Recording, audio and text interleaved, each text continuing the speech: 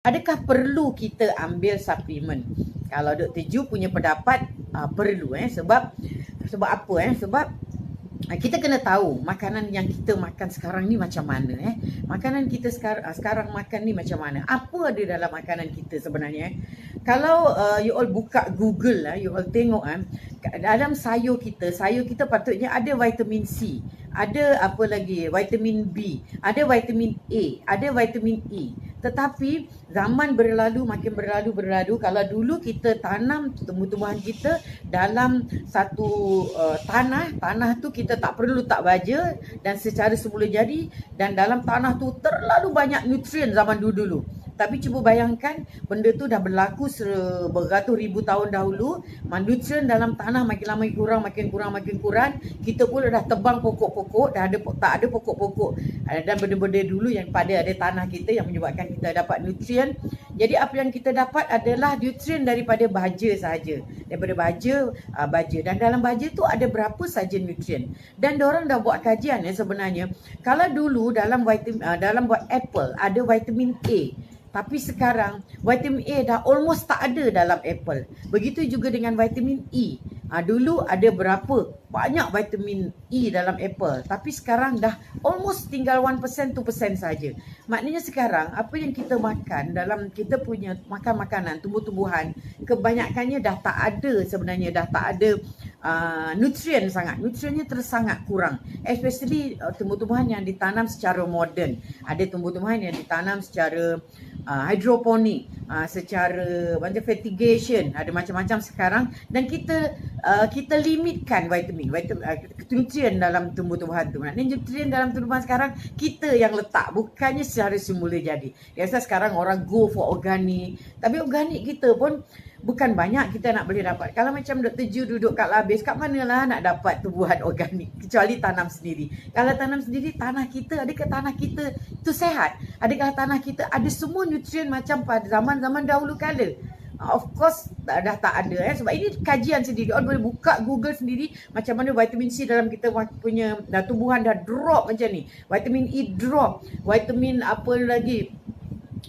B complex pun drop yang sangat jauh. Cuba you tengok kalau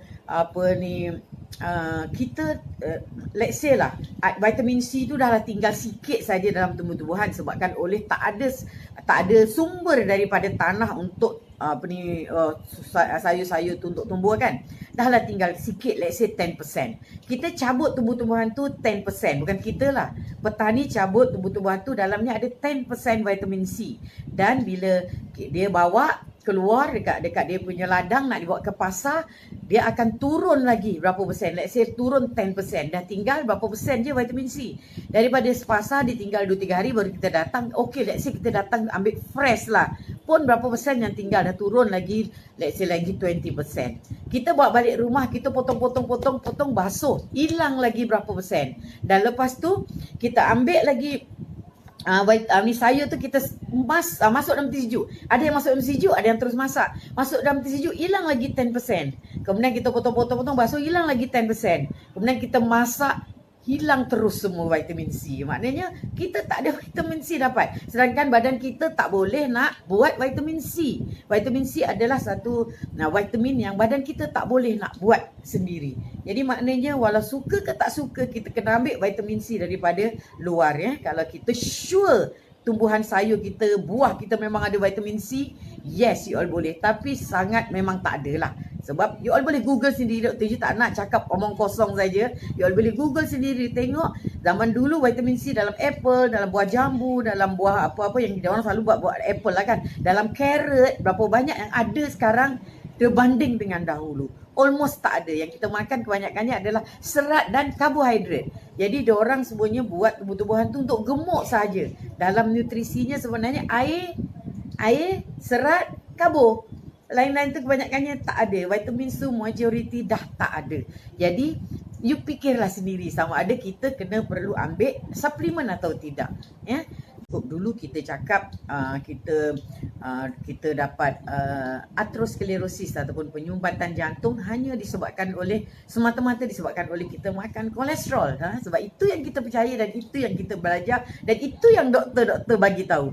Jadi kita pun tak makan kolesterol lah. Kita makan lah lembu, daging, semua-semua tak makan lah. Tak nak kolesterol. Telur pun tak makan. Sebab kita tak ada ilmu, tak tahu. Dia tuju pun sama lah juga.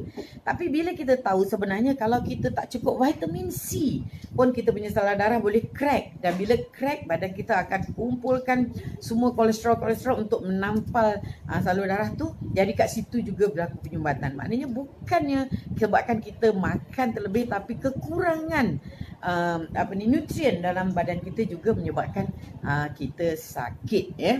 Jadi bagi Dr. Ju lah, kalau tak ambil suplemen tu macam kita berjalan dalam hujan. Kita berjalan dalam hujan tak pakai payung. Kita sahaja bagi diri kita basah. Sebenarnya kita kena ambil perlindungan. Kita kena tahu apa yang tak cukup dalam badan kita, apa yang ada kekurangan pada badan kita, dan kita kena tambah.